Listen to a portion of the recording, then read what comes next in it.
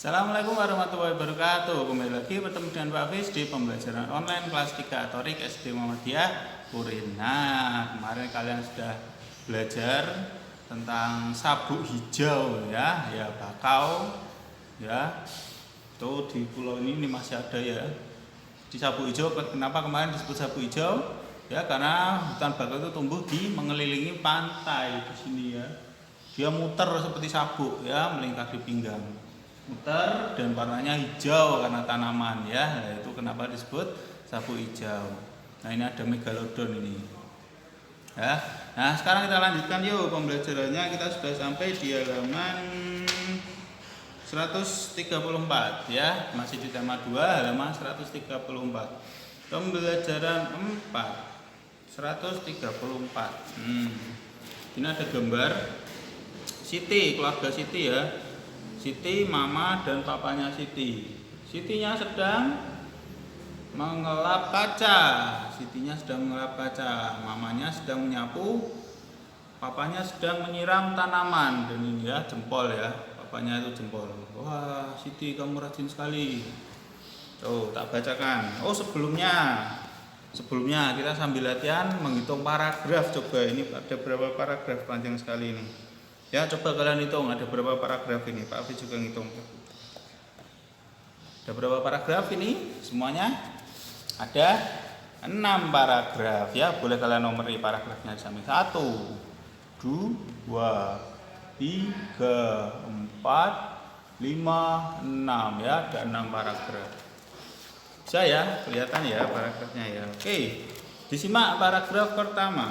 Hari Minggu adalah hari libur. Seluruh anggota keluarga berkumpul di rumah. Seluruh anggota keluarga dapat bekerja sama dalam melakukan pekerjaan rumah tangga. Seperti yang dilakukan keluarga Siti. Pada saat hari libur, mereka bekerja sama membersihkan rumah dan merawat tanaman.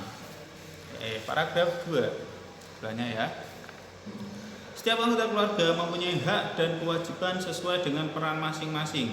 Ayah berperan sebagai kepala keluarga, ibu berperan sebagai pendamping kepala keluarga, anak berperan sebagai anggota keluarga. Kewajiban ayah adalah bertanggung jawab mencari nafkah. Ayah juga yang melindungi keluarga. Ibu membantu ayah mengurus semua keperluan keluarga. Tugas ibu diantaranya adalah menyiapkan makanan untuk keluarga serta mengatur rumah agar tetap bersih dan nyaman. Ada juga ibu yang bekerja untuk membantu ayah mencari nafkah. Paragraf 4. Kewajiban anak-anak yaitu belajar dan membantu melakukan pekerjaan rumah tangga. Tugas yang dapat dilakukan anak-anak yaitu merapikan mainan setelah digunakan. Anak-anak dapat juga membantu hal lainnya seperti menyapu, mengepel, menyiram tanaman atau merawat tanaman. Oke ya, itu jadi tugasnya anak-anak ya, kalian ya yang masih kecil kelas SD. Itu tugasnya bukan yang berat-berat ya, nggak perlu membantu mencari nafkah loh. Ya, tugasnya itu ini tadi, apa tadi? Merapikan mainan. Merapikan mainan sendiri, merapikan kamar sendiri, membantu menyapu bisa, mencuci piring bisa ya, yang ringan-ringan saja, membantu ya. Tuh kalian, paragraf 5. Selain memiliki kewajiban, seluruh anggota keluarga juga memiliki hak. Contoh hak ayah dan ibu yaitu dihormati dan disayangi anak-anak. Anak-anak juga memiliki hak untuk disayangi orang tuanya dan dicukupi semua kebutuhannya. Menjaga keseimbangan hak dan kewajiban merupakan pengamalan sila kelima Pancasila. Keadilan sosial bagi seluruh rakyat Indonesia adalah bunyi sila kelima Pancasila ya. Jadi ada yang namanya hak, ada yang kewajiban. Kewajiban itu adalah hal-hal yang harus dilakukan ya, yang harus dikerjakan, harus dilakukan, itu namanya kewajiban, wajib ya. Kalau tidak dilakukan berarti dosa ya, namanya wajib, kewajiban. Nah, kalau hak itu adalah hal-hal yang boleh kita dapatkan, yang bisa kita dapatkan. Nah, biasanya yang enak-enak ya. Nah, ini tadi dicukupi semua kebutuhannya, semua loh ya. Makan, minum, baju itu harus kalian dapatkan dari orang tua. Itu memang hak kalian ya. Dapat makan, dikasih minum, pendidikan, kesehatan ya. Kalau kalian sakit pasti orang tua mencarikan obat, membawa ke dokter itu adalah hak kalian untuk mendapatkan dicukupi semua kebutuhannya. Tapi ingat, selain ada hak juga ada kewajiban. Kewajiban kalian yaitu tadi membantu orang tua. Kewajibannya belajar nomor 1 tadi ya. Nah, kewajiban anak yaitu belajar. Nomor 1 belajar. Kemudian nomor 2 baru membantu orang tua ya. Yang penting belajar dulu yang rajin. Nah, itu nanti orang tua senang. Oke ya. Balik yuk. Oh, ada pertanyaan. 136 ada 5 nomor. Nomor 1, apa sajakah peran dari ayah? Apa tadi? Menjadi kepala keluarga. Itu adalah peran dari ayah. Menjadi kepala keluarga. Mencari nafkah boleh, melindungi keluarga juga boleh ya. Itu peran atau tugas dari ayah. Kepala keluarga, mencari nafkah, melindungi keluarga. Itu perannya. Peran dari ayah. Nomor 2, selain peran yang telah disebutkan dalam teks, sebutkanlah peran ayah yang lain. Yang tidak ada di sini apa ya? Ayah itu selain harus mencari nafkah, harus memenuhi kebutuhan sehari-hari. Apa saja ya?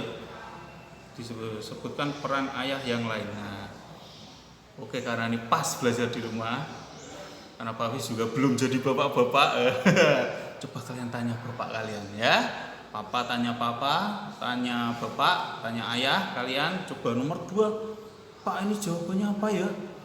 Katanya Pak Hafiz suruh tanya, ya. Yang nomor 2 coba kalian tanya papa kalian, tanya ayah, tanya bapak. Selain peran yang telah disebutkan dalam teks, sebutkanlah peran ayah yang lain ya. Selain menjadi kepala keluarga, selain mencari nafkah, selain melindungi keluarga, apalagi coba ya. Ya, Pak Hafiz juga belum tahu ya. Nah, Pak Hafiz juga belum jadi bapak-bapak. Ya, coba nomor 2 tanya. Nomor 3, apa bunyi sila kelima Pancasila? Sudah hafal ya? Kalau lupa di sini paragraf terakhir itu ada apa? Sila kelima Pancasila. Keadilan sosial bagi seluruh rakyat Indonesia. Boleh dilihat di paragraf terakhir, sini ada di baliknya. Sudah hafal ya Pancasila ya? Bisa hafal itu Pancasila. Keadilan sosial bagi seluruh rakyat Indonesia ya. Indonesia. 4. Sikap menjaga keseimbangan hak dan kewajiban adalah pengamalan sila kelima Pancasila. Tulislah salah satu hak dan satu kewajibanmu di rumah. Hak kalian di rumah apa saja? Misal boleh nonton TV jam sekian sampai sekian. Boleh main di luar. Nah, boleh pegang HP. Nah, itu juga hak. Tapi mesti ada kewajibannya. Boleh pegang HP setelah membantu ibu, boleh pegang HP setelah belajar dulu, boleh main setelah membersihkan kamar. Nah, itu ada hak dan kewajibannya. Haknya adalah boleh main, kewajibannya membersihkan kamar. Nah, itu jadi imbang, ya harus imbang. Tuh, ada hak, ada kewajiban. Nah, contohnya itu tadi lah, di rumah kamu apa? Ada enggak? Boleh nonton TV setelah menyiram tanaman. Nah, mungkin seperti itu ya. Boleh apa setelah apa. Itu jadi haknya apa, kewajibannya apa ya. Yang kamu dapatkan apa, tapi harus melakukan apa dulu lah. Itu hak dan kewajiban harus imbang ya. Jangan cuma hak tok, minta hak tok tapi nggak pernah melaksanakan kewajiban. Wah, pusing nanti. Coba di rumah kan seperti apa? Nanti jawabannya mesti beda-beda ya. Sesuai kalian di rumah. Nomor 5, ini ada kolom ini. Sikap melaksanakan tugas-tugas di rumah merupakan pelaksanaan dari kewajiban. Tulislah daftar tugas anggota keluargamu di rumah. Ayah merapikan tempat tidur. Ayah tugasnya merapikan tempat tidur. Wow. Ibu menyapu, aku mengepel. Ayahnya merapikan tempat tidur ini tugasnya ya. Ya. Berarti ini cukup kalian tulis nama langsung. Nama kalian di sini, tugasnya apa? Udah itu aja ya. Nama kalian, nama langsung. Ini tugasmu di rumah apa? Menyiram tanaman, menyapu, membersihkan apa? Boleh kalian tulis di situ ya, tugas kalian di rumah. Apa saja mesti ada ya.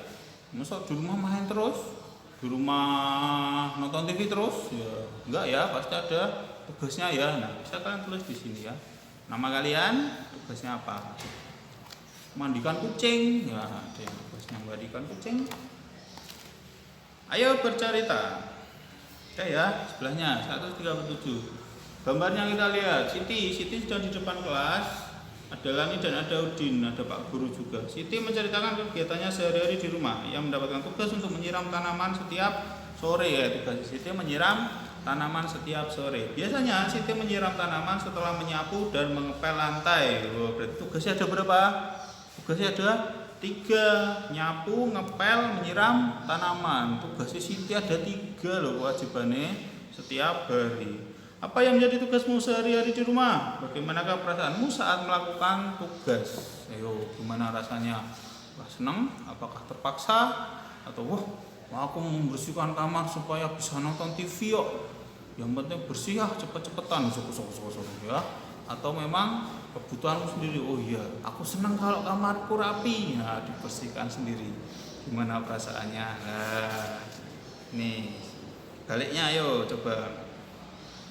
Siti dan teman-teman akan melakukan kegiatan wawancara. Tahu ya wawancara ya? Wawancara itu mencari informasi dari orang lain, tanya-tanya ya. Wawancara biasanya pakai alat perekam, ada yang pakai mic, ada yang pakai HP, ya direkam suaranya supaya nanti bisa komplit, bisa dicatat. Kalau lupa jawabannya nanti bisa ditonton. Oh iya baru ditulis. Ya, wawancara itu kayak wartawan itu ya, yang cari berita itu. Lah, itu wawancara namanya. Mau wawancara, mereka akan mewawancarai orang di sekitar sekolah tentang cara perawatan tanaman. Sebelum melakukan kegiatan wawancara, mereka belajar membuat pertanyaan wawancara. Siti akan membuat daftar pertanyaan tentang cara perawatan tanaman. Kita bantu Siti membuat daftar pertanyaan. Yuk, oke. Mau wawancara? Siapa ini tadi? Orang di sekitar sekolah tentang cara perawatan tanaman. Siapa ya kira-kira? Orang di sekolah ini yang merawat tanaman. Tahu gak siapa? Tahu gak? Itu tanaman yang banyak itu bonsai itu yang beli siapa? Yang merawat siapa? Ya ada ya, yang beli itu biasanya Pak Nur ya. Pak Nurdin itu banyak bonsainya. Ini bonsai ini yang cari Pak Nur sama Pak Irwan. Terus yang menyirami semuanya ya, kadang Mas Tio, kadang Mas Tian, kadang Pak Gun, kadang Pak Pambudi, ya kadang Pak Burhan juga ya yang menyirami. Tapi yang paling banyak, paling sering itu Pak Nur ya, paling rajin beli dan rajin merawat itu Pak Nur. Yuk kita coba membuat daftar pertanyaan untuk Pak Nur ya tentang tanaman. 1, apa? Apa? Yuk kita lengkapi. Mau tanya tentang apa? Apa ya yang perlu ditanyakan. Nomor 1 apa, kita lengkapi. Apa saja tanaman yang ada di SD? Nah, kalian tulis bawahnya ya, apa saja tanaman yang ada di SD, tanda tanya ya, jangan lupa tanda tanya ya, tanda tanya. Setiap akhir kalimat tanya itu diberi tanda tanya supaya tahu dan supaya membacanya itu enak. Apa saja tanaman yang ada di SD? Anda tanya. Nomor 1 ya. Nomor 2, siapa? Siapa yang biasanya menyiram tanaman? Anda tanya seperti itu ya. Tinggal melanjutkan, ini sudah ada seperti kemarin toh, sudah tak siapkan kalimat kata tanyanya. Lah kita buat kalimatnya. Siapa yang biasanya menyiram tanaman? Nah, pengen tahu toh, wawancara itu harus banyak tahu ya, cari tahu sebanyak-banyaknya. Yang penting kita cari tahu tanamannya apa saja, yang nyiram siapa. Nomor 3, mengapa? Dilanjutkan berarti, mengapa tanaman perlu disiram? Lah itu ya. Nomor 3, mengapa tanaman perlu disiram? Ingat diberi tanda tanya. Mengapa tanaman perlu disiram? Itu juga perlu ditanyakan. Nomor 4, bagaimana? Ya, bagaimana merawat tanaman yang baik? Tanda tanya. Tuh daftar pertanyaan-pertanyaan untuk itu ya, perawatan tanaman di sekolahan. Bagaimana cara merawat tanaman yang baik? Bagaimana cara merawat tanaman yang baik? Tanda tanya. Itu nomor 4 ya. Kalian tulis sendiri ya. Bagaimana cara merawat tanaman yang baik? Tanda tanya. Terakhir, kapan? Kapan tanaman perlu diberi pupuk? Kalau tadi sudah disiram terus, air terus, nah sekarang pupuk. Ditanyakan juga, kapan tanaman perlu diberi pupuk? Tanda tanya ya, supaya tahu ya. Karena tanaman bukan cuma butuh air, juga butuh cahaya matahari, juga butuh pupuk ya. Nomor kajian sudah nomor 2 dan 3 itu kan sudah air toh, sudah siram toh. Lah nomor 4 itu, lah nomor 5 itu pupuk. Itu ya bisa kalian tulis, bisa di pause dulu kalau kecepatan.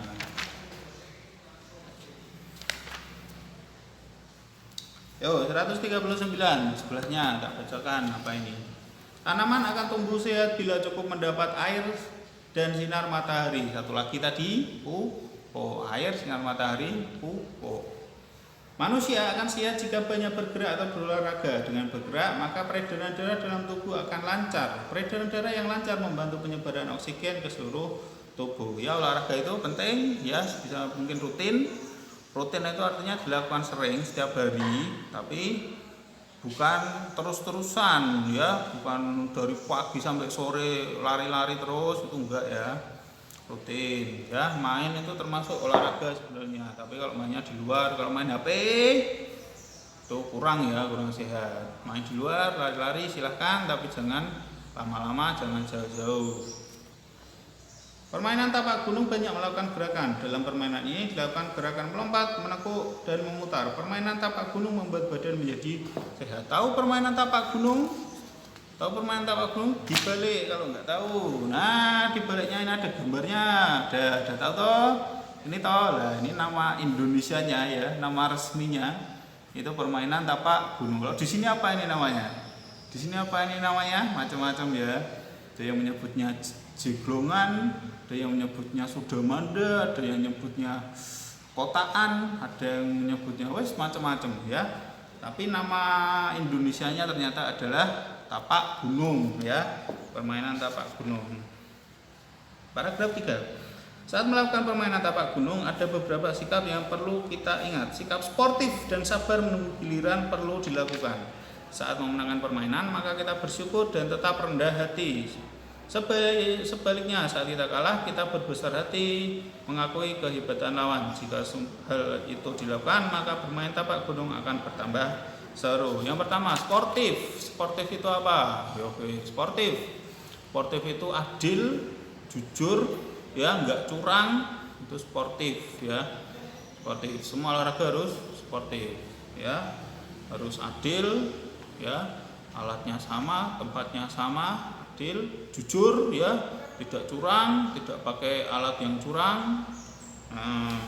Itu sportif.